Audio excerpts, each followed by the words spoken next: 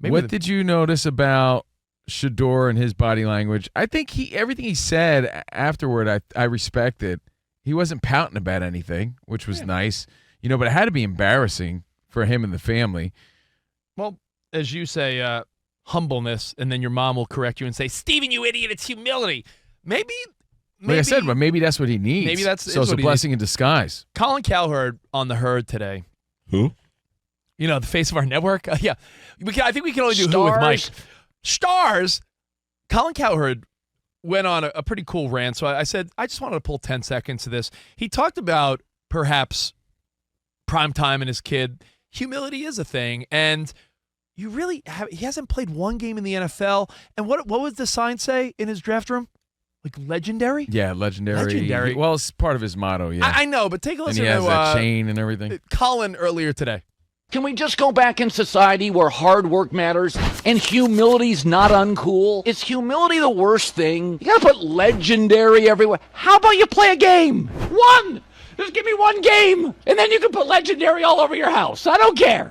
One game. He hasn't played one game in the National Football League, and there is something. Listen, no one else had their own room, right? Everyone else was either with their family on, crappy recliners at home, or they were all hanging backstage. In fairness, it's like a family sort of motto that he's running with, and the motto was be legendary, but he's wearing that legendary chain, and legendary has become the motto, but it's be legendary. And it's meant to emphasize his aspirations to achieve greatness, all aspects of life, football and personal life. So it's almost like a family mantra. I get it, but I totally understand what Colin's saying too, and that's exactly what we were saying prior to this. With maybe he rubbed people the wrong way. Well, there was a lot of buzz about him being a little too cocky and a little too big for the moment. Trust me, Prime is a little sensitive about it. Did you see how he went at Dan Orlovsky? Orlovsky's been a big fan all along. He criticized one little thing, like maybe this is why he's dropped down. And Prime went at him on social media like, I thought we were together, and I thought you had our back. And Orlovsky's a nice dude. He seems like a fair guy. I mean, it's fair to speculate, right? That's because his job. Why didn't he go? And we heard a lot of buzz about him being cocky, and we talked about the interview process.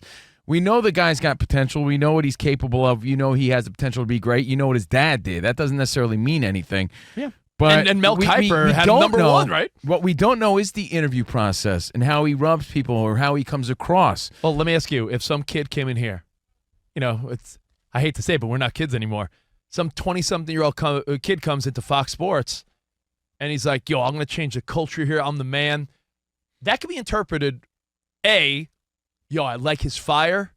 I want him part of this team. Or, who the F do you think you are? So it really is in the ear of the beholder, eye of the beholder. Let me ask you guys this, because this is one of my thoughts. In a league that is so dependent on quarterback, that we saw it in this draft, where Cam Ward's number one, who was the 8th best prospect by Daniel Jeremiah on this draft board. Throughout the draft process, we've heard that the 6 quarterbacks that went last year all would have gone before Cam Ward, in this draft. Yeah. To what point is it that it's just he's not up to that level? Like, there have always been quarterbacks to that point. And I completely agree, like, there are things that can rub a team the wrong way. And if you're 50-50 about someone. But I just feel it's such the total package. And if he can't play and everything else comes with it, then you're going to fall. Like, teams weren't even willing. Tennessee took a risk in taking Cam Ward because they feel they need a quarterback. Nobody else wanted to do that in the first round outside the Giants trading up to try to get Shedeur. I mean, at some point you can point to everything, but you got to look within. Dan, that's a great point, because we've talked about how, hey, a guy that's been in the league 1 or 2 years that has sort of struggled, why are we quick to write him off and automatically think just because someone's in the draft this year? Like you said, they ranked last year's 6 QBs that got drafted ahead of Cam Ward, who went number 1. But, dude. When you saw Pittsburgh pass on him. Yeah. And just really when they passed on him, I immediately thought, well, man, they must be banking on Rodgers. Eggs must be all in that basket. But also fundamentally, like, to think we have other needs at other positions and we don't think Shedeur's the guy. If you're taking a when I say sexy position, if it's not a quarterback running back or wide receiver. When your team picks an O-line or an edge rusher, I think it absolutely it shows says that the team But is I think thinking bigger, right? If you think on the positive side of things, though, maybe that's exactly what Sanders needs, which is a reality check, right? And it's the flashy, and it really benefits him in the long run because it forces him to step up in every way. Some humility, some extra work. It's the flashy pick versus the realistic pick. The sensible pick. And I've joked with you about how in baseball, you know where that always happens? When the team has a managerial opening and the team always wants the new manager to be like a former player everyone liked. And it's like, that. Why do we always think that that's the guy that's going to be able to lead your team? Every franchise in baseball, manager gets fired. You know what they say? Yo, is there someone from our World Series winning team from like a decade ago or so that could lead this team? That's the pick that, like, if the Steelers had chosen Shedeur, we would all be talking about Pittsburgh than the Steelers today. But they said, you know what? That's not what we need in this moment. And again, humility or not. Hey, humility or not, everybody's talking about him. So he does have that going for him, right? Is there a part of you that says you do it to yourself, but hey, he accepts that responsibility and that pressure? Because I said there's two places people were last night, right? They were all backstage in what looked like an Ashley Furniture Warehouse, chilling out together, or they were at home with their families on, middle-class family recliners. Shedeur was the one guy that had a special setup. A party room. I mean, aren't you already now in that moment isolating yourself in a weird way? But he needed a soundproofed room and a sound man for his concert he put on in there. So that's the thing, and that's what rubs people the wrong way a little bit. But that's also who he is. But maybe this is what he needs, and this is what puts him where he needs to be. I feel like we said, a blessing in deaf disguise. to the noise, or does he just not care? Because he heard all this going into the draft, and he did rub some teams the wrong way in the interview process. But to DB's point, when you look at his numbers and which teams he played against, it wasn't really comparable to Jackson Dart because of the competition Jackson Dart went up against. And so, Rich, I saw a great article last night that said his numbers match more closely to Brock Purdy than to Jackson Dart. So, wow. I mean, it's not that Shedeur's can't be a great player. He's a great athlete. And like your boy said, even though they're coming down on Orlovsky right now, he's the one that said, I think he has elite field vision, and he's a great athlete. We just don't know enough about him because of the competition and the bad O-line that he had. Yeah, we talked about that. He's hard to evaluate. It's like a nice way of saying he's an empty fajita, all sizzle, no substance, no meat. Fajita. You know, or just a question mark. Like, we just don't know. Why would you call my son a fajita? But I'm not saying he's an empty fajita. I'm just saying that he's a lot of flash. It's like when that waiter comes out with that sizzling fajita, everybody looks like, ooh, an old fashioned with smoke that comes out of it. Yeah. But maybe it's not all that great. We don't know. I haven't had it yet. You know, Daniel Jeremiah told a story to the guys on Barstool about Paxton Lynch, former Broncos first-round pick, and he said that he went to the bowl game, I believe it was, that Memphis was playing, and noticed that Paxton Lynch wasn't talking to other coaches or other teammates on the sidelines. Was kind of by himself, that there wasn't like this engagement process. We laugh about the draft day movie and the theory of like how many players went to your birthday party, the whole deal. We laugh at the questions that are asked these players in the combine. You know, if you couldn't wear blue jeans, what color pants do you wear? What animal would you be? But all of that is taken into account. So to also think of everything that comes with Shedeur, like, it plays into it. Like, it has to. I mean, I told you the coffee. Did we hear, or was Monty when I talked about how employers, I saw an article about the coffee test where they offer you a cup of coffee during the interview, and they see if you throw out your cup of coffee at the end or you leave it there for someone else to throw it away. Like little. Quarterback is a super special position, obviously a leadership position too, where, you know, are you the type of guy that's going to rub people the wrong way, or are you the type of guy that's going to lead by example where the players want to fight for you? And when you're separating yourself like you're already the superstar, it's kind of hard to be one with the rest of the team. You know, and it puts you in a different place. Like, do you want to fight for the guy that separates himself from the pack, or do you want to fight for the guy that's just one of the guys? That's what made me love that's what's tough Maxwell Hairston, who the Buffalo Bills picked, because Not only did he come out with that enthusiasm and, it just seems such a sincere, loving dude, he was bro hugging and really excited for everyone else. And there was a part of him that you felt like that's a guy you want on your team. Yeah. And, I don't know if anyone else has heard this. Second shout out to our buddy Michael Yo today, listening in Vegas. He's is he your ghostwriter? No. He's a Miami guy, so he's a big Cam Ward guy. You know what? Rich has had some good points lately. I think he's getting it from Michael Yo. Yo said he's a big Cam Ward guy, and a big mistake Shedeur made, perhaps, is that he did a workout with Cam Ward, and a lot of people from that workout came away saying that Cam Ward looked a lot better than Shedeur in that workout together. So, that's another thing, too. Like, you don't want to go to the bar with a better-looking dude trying to pick up women, right? But, dude, let's also make this clear. Let's all make this clear. We all grew up fans of his dad, right? And we all got excited when we started seeing him play. And I'll be rooting for him. I don't think anyone's rooting for the guy. I mean, not rooting for the guy. We're all rooting for the guy. So we're just speculating on, well, what is it then? Because we're all rooting for him. And if I were to say, Rich, I'm not one to grade. I think the teams that stand out are the Giants. And we said that yesterday. They made some sweet moves. The Giants with Carter and Dart. The Titans with Ward. The Jags with Hunter and Danny G. Your Raiders, man. Genty. Yeah, you can't not include your Raiders with some sweet moves or something to be excited about, especially when you think about the other moves they made this offseason. So who are you most excited about, Rich? Or is there another team I'm forgetting about? I would say Giants, Titans, Jags, Raiders. 49ers took Mikael Williams out of Georgia. Hey, listen, edge rusher opposite Nick Bosa.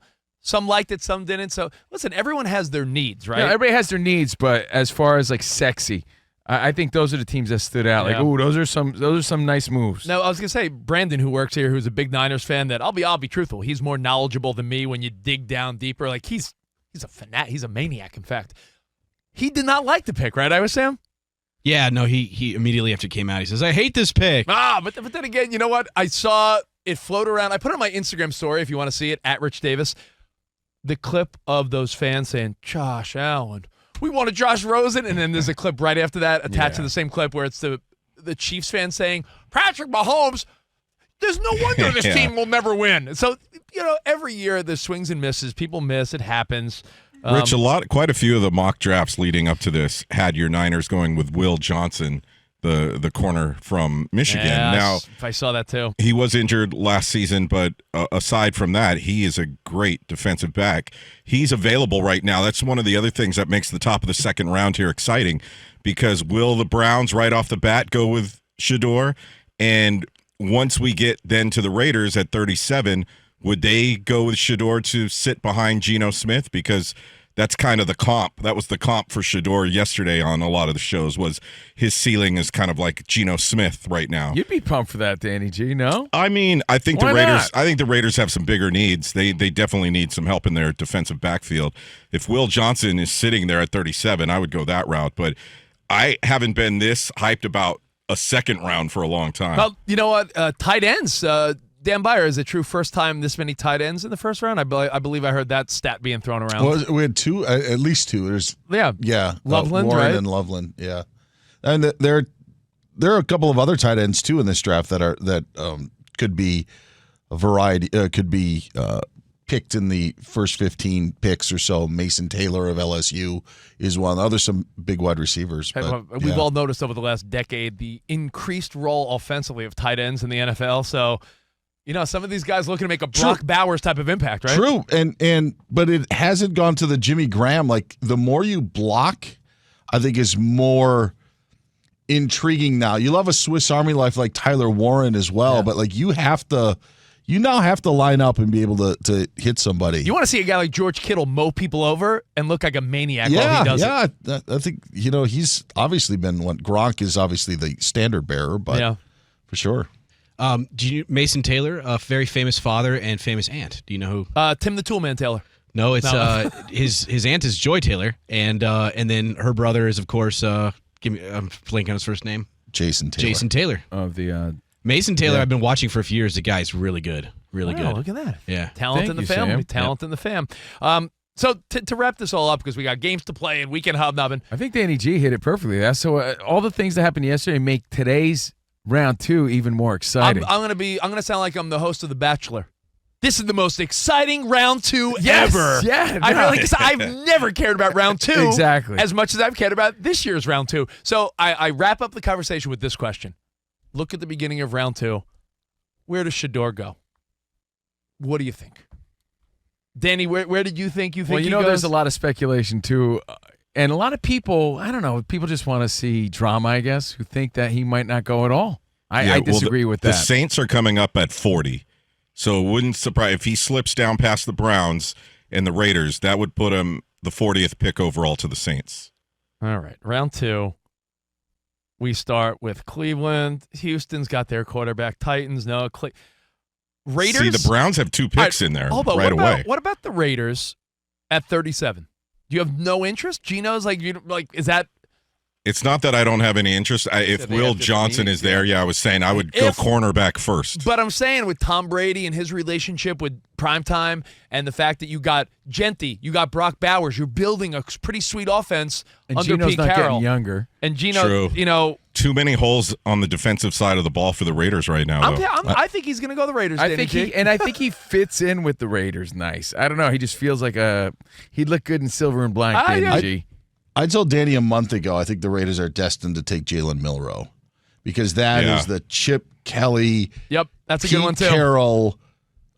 Pete Carroll would always take shots with Russell Wilson. They'd take 4 or 5 shots in a game, but you'd love the mobility of Jalen Milroe. I have a crazy question. If somehow, some way, Shedeur doesn't go to the Raiders at 37, the 5th pick in the second round, if he again goes past the Saints without getting picked, which would seem crazy if he doesn't go with pick 40 to the Saints. Well, did he pay rent for 2 nights of the party room or no? How does that work?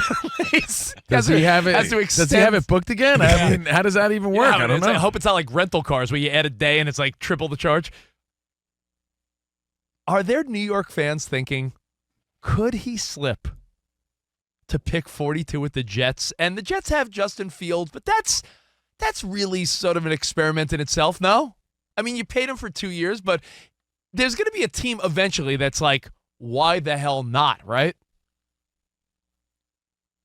I even think the 49ers, the pick after that. There's going to be a team eventually that's like, why the hell not? Even if it's for trade reasons for fun, or something. I'm going, and Danny G already expressed that the Raiders have other needs, but for fun, with the Tom Brady connection, relationship, I'm thinking Raiders. I am. Just because the timing of it, I'm thinking Raiders.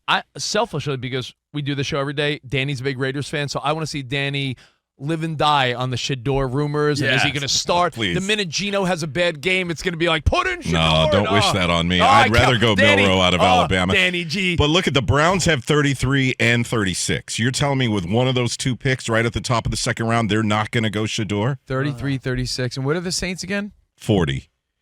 No, yeah, that's true. That could be it, too. And let's not discount someone could trade.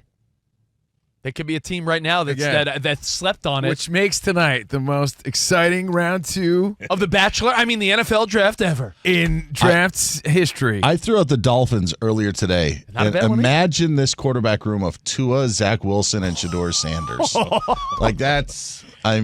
That's pick 48.